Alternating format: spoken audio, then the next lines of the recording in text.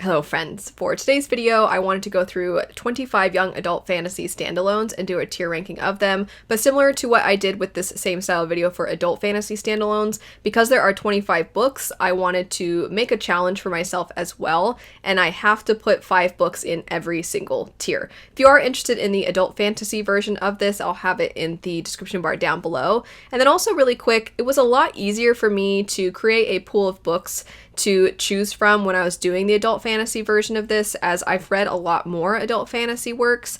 But with young adult, it's not just that I haven't read as many that are standalones, but in general, I found over the last few years, I really have kind of had a lack of young adult books in my reading. So if you have any recommendations for young adult books that you think are great, they don't have to be standalones, just any young adult book. Don't worry if there's a chance I've read it. I would just love to know your recommendations and the things that you love, because I do miss picking up young adult fantasy from time to time. But anyway, all of that said, jumping into it, I'm going to start with the middle tier and then branch my way out into the extremes.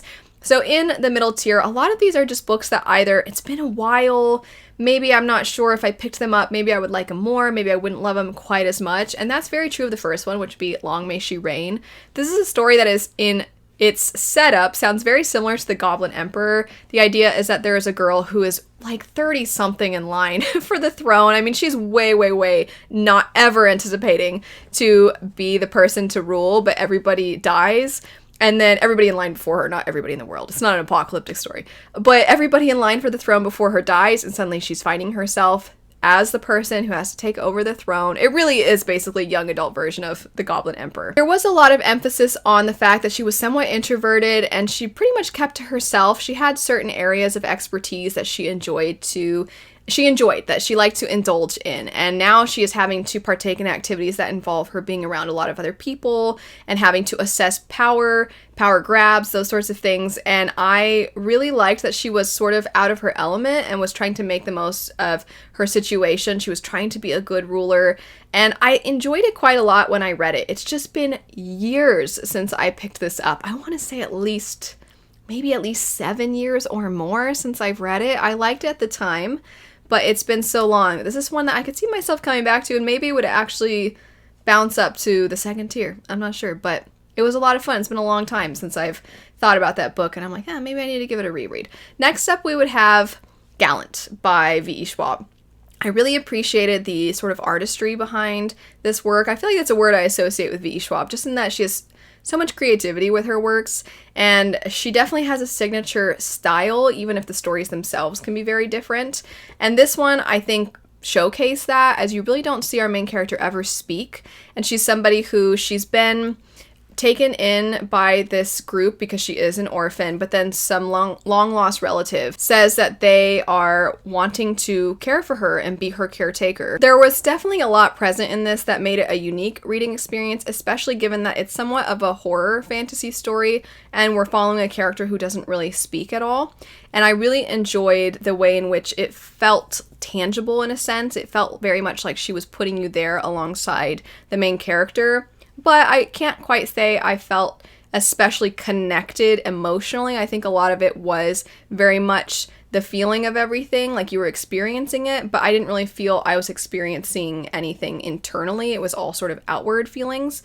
So for that reason, it's here in the middle, despite the fact that I quite enjoyed this one still overall.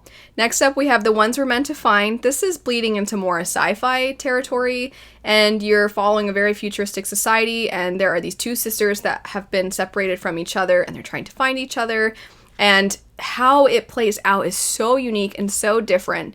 However, it is also a little convoluted, and I definitely think that it could have benefited from some aspects of it being a little more straightforward, because there are some twists and turns throughout this that I think would have been more impactful had the way in which the story was told not sort of contributed to the sense of being disoriented. I think that the reveals would have been hitting that much harder had I thought I had my feet firmly planted on the ground, and then I thought, oh wait, I guess I don't, when some of those things were ended up being shown to you.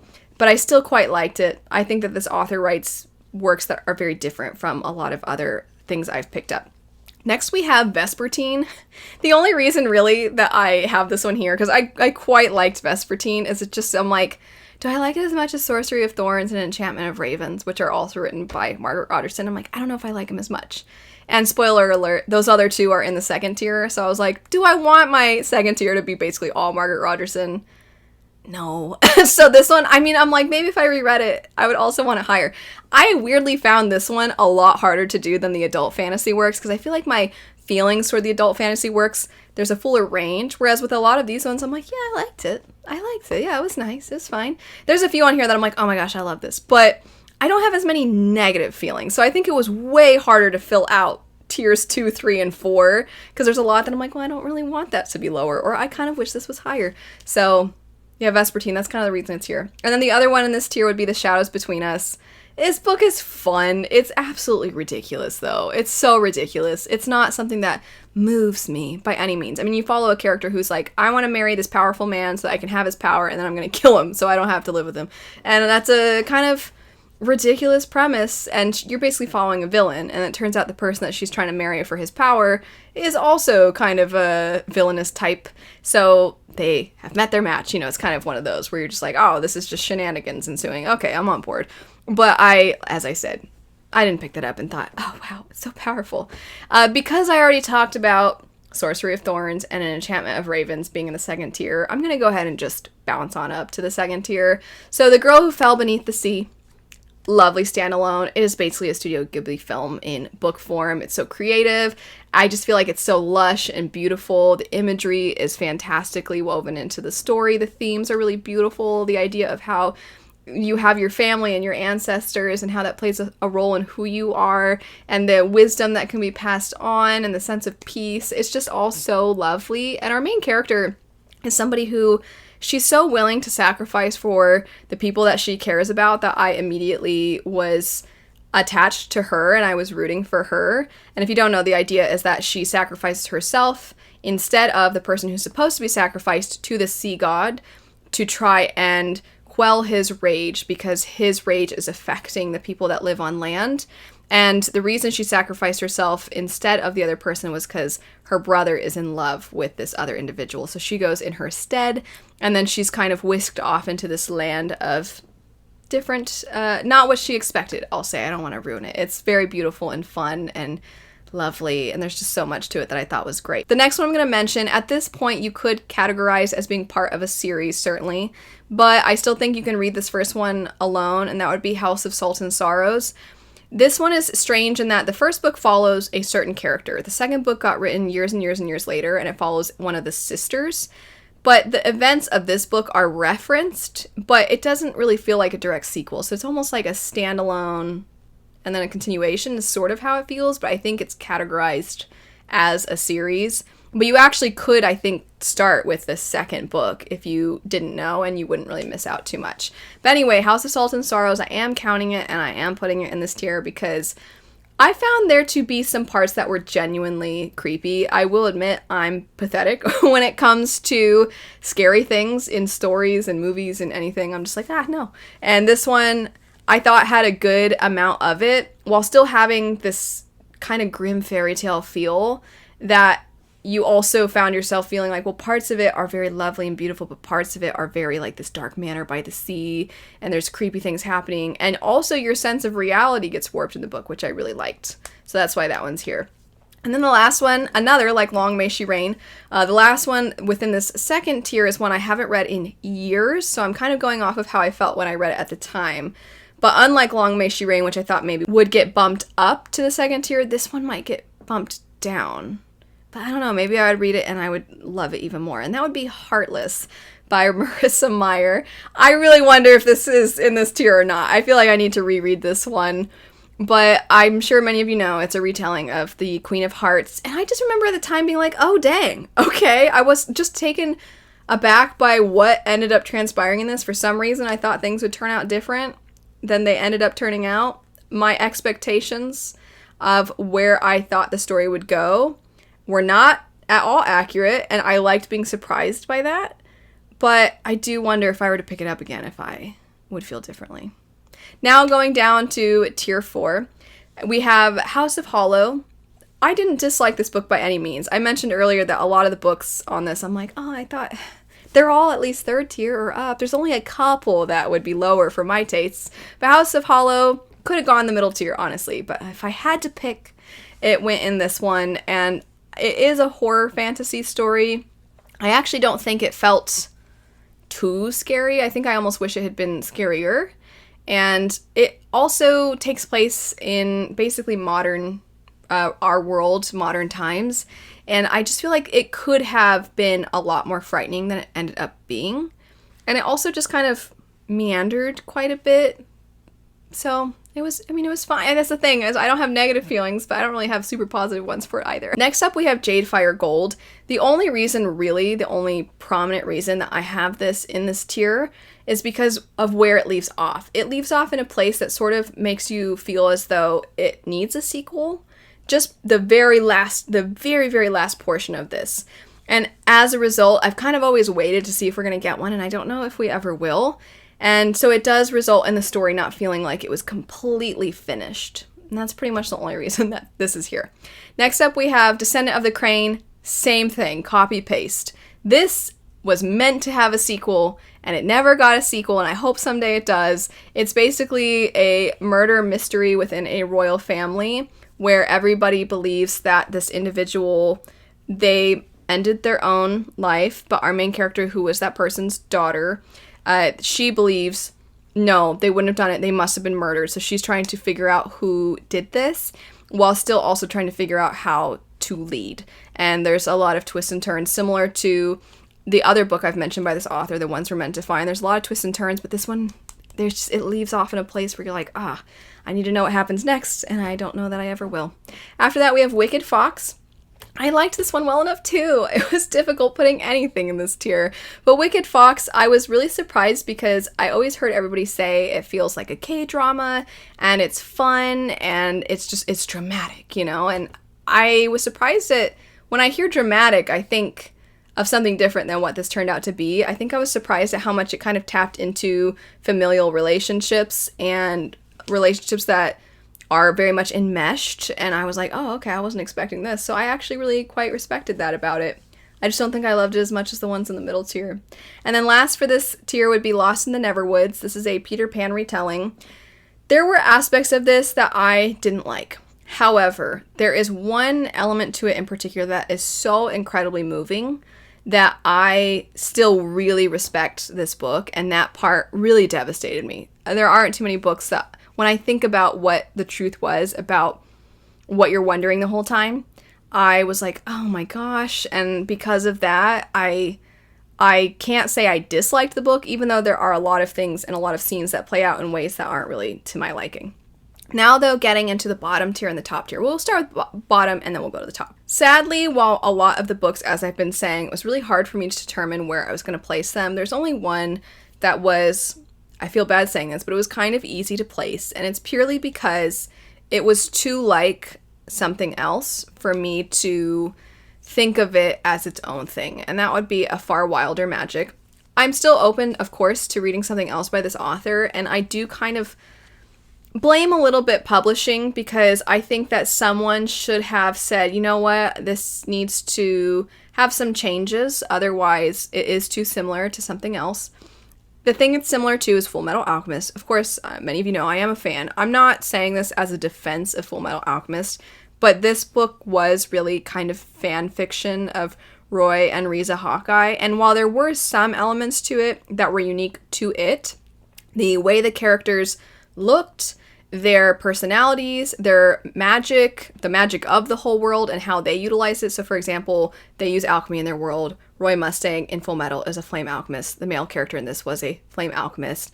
The female character was a sharpshooter, and Riza Hawkeye in Full Metal Alchemist is a sharpshooter. There are phrases that are specific to Full Metal that were used in this. The world, the way it's set up, and the way they're state alchemists, and the character wants to be involved in the state government so he can try to do good from the inside. There was sort of this hunt plotline in this that is not specific at all to Full Metal, but otherwise there were just all these other boxes that got checked that were very much inspired by Full Metal. So I can't really think of this outside of Full Metal, unfortunately.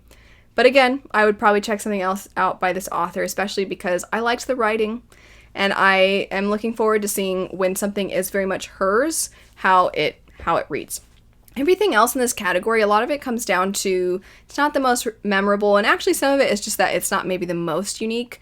So I'll start with Nameless Queen. This is one that is only really here because it falls into a lot of tropes we've seen before. You have this street urchin character who it turns out might be more important than they ever could have known, but they also are a fish out of water, so when they are pulled into a situation where they're meant to be more important, they don't really know what they're doing, and also there are some people that don't think they deserve it, and they're like, I don't really think I deserve it either, but I don't know what to do, and it just felt kind of like a story that I had seen before. After that, we have Girl Serpent Thorn. It was, for me, probably the least memorable book on this list, and I mentioned I'd read some of these years and years and years ago. Long May She Reign, Heartless. It's been so long since I've picked these up, and I still have distinct memories of them. This one, I don't have basically any. I don't recall most of what occurred in this book, and for me, I have no problem admitting, that might be a me problem. Maybe I would pick it up and I would like it a lot more.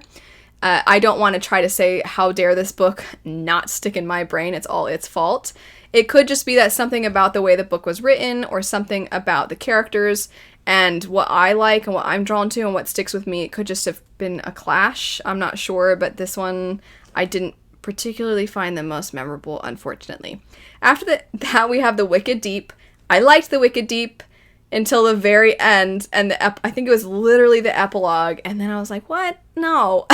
Because a lot of it is sort of modern day. There's this tale within this small town, and people come to it almost tourist attraction-y, and then it turns out maybe it's true, and it's these boys that get lured to the sea by these women who were drowned, and I was really intrigued by a lot of it. I feel like there's some twists and turns. I was like, oh my gosh, and then the very end I was like, I don't like this. It kind of gives me the ick.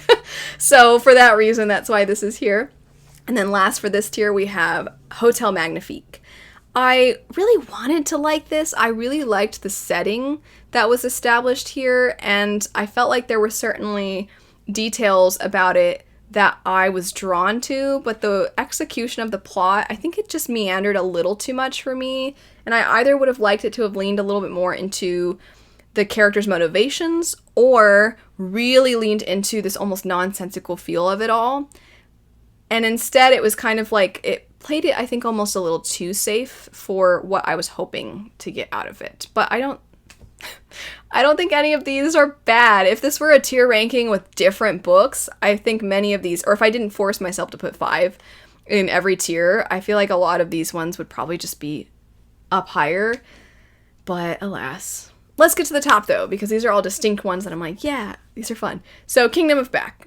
I love this book. I don't think a lot of other people love it the way I love it, but I thought it was incredible. It is a story about Nenero Mozart, who was a real individual in history. It was Wolfgang Amadeus Mozart's sister, who was just as talented, if not more talented than him, but because of the restrictions placed on women at that time, she never really got to shine, and she didn't get to be remembered the way her brother was and has been. And this book is so much about being remembered, and as she's growing into an adult, the recognition of the oppression that she faces as a result of just the fact that she is a lady instead of a man, and it's devastating. And there's also this sort of Narnia feel to a degree, which is somewhat rooted in this make-believe land that her and her brother actually created in real life. So I really appreciated what Marie Lu did with this. I think the themes were extremely powerful and devastating, and it was very beautifully written. The reflections between what she's experienced in her real life to what she's experiencing in this sort of imaginary land. I thought all of that, the darkening of it and the way that it starts to shift into something more sinister, was very sad and tragic, but very, very well done. After that, we have Small Favors.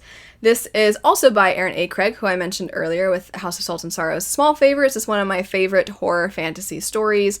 I do think that the end gets a little out there, but that whole feeling throughout the story of who's behind what, there's this small town feel, and you're wondering, is this person exaggerating? Are they telling the truth? Are they just spreading gossip? And there's like these little tiny creepy things that happen, and it just builds and builds and builds and builds, and I had so much fun with it. And then after that, we have I'm cheating a little bit. We have Yumi and the Nightmare Painter. This one, I think, in a lot of ways is considered adult fantasy because it is part of the Cosmere. However, to me, this one felt a lot more young adult. I thought that the characters felt more young adult, their experiences felt more young adult, the themes felt more young adult, and I loved it. I love Yumi and the Nightmare Painter. I love its inspirations. I love that its inspirations are one of my favorite stories of all time, but it's still incredibly unique. The magic is so cool. The way in which the characters learn from each other, I think, is beautiful and sweet. I just absolutely adore Yumi and the Nightmare Painter. After that, we have Warrior of the Wild, apologies. And this one is a story about a girl that gets cast out of her village, and then she has to fulfill what are basically impossible tasks if she ever wants to return. And while she's out in the wilderness, cast out of society, she runs into other people that have also been, and they work together to try and help each other. They discover things about each other, they become friends. It's a sense of found family. It's so cute. I love it. I think it's just such a fun, cute, wholesome adventure story. After that, we have A Wizard's Guide to Defensive Baking, and that's actually the last one for today. This is maybe borderline middle grade, but I love it and I wanted to talk about it, and I think it's so fun and so cute. And also, it in typical T. Kingfisher fashion is very funny and cheeky, but it's following a character who has magic associated with baking. And there is a murder in her family's bakery, and then she is sort of one of the suspects, and then it turns out to be bigger than she could have ever imagined. The stakes actually get way bigger than you as the reader, I feel like, could have ever imagined, and I just thought it was so much fun. Absolutely loved it. And that's it for our tier ranking of 25 young adult fantasy stories. As I said at the beginning, I would love to know your recommendations of fantasy that is young adult, doesn't have to be standalones, that you really think more people should check out, or that you just in general think that maybe I might like. And thanks so much for watching. I hope you have a great rest of your day, and I'll see you later. Bye.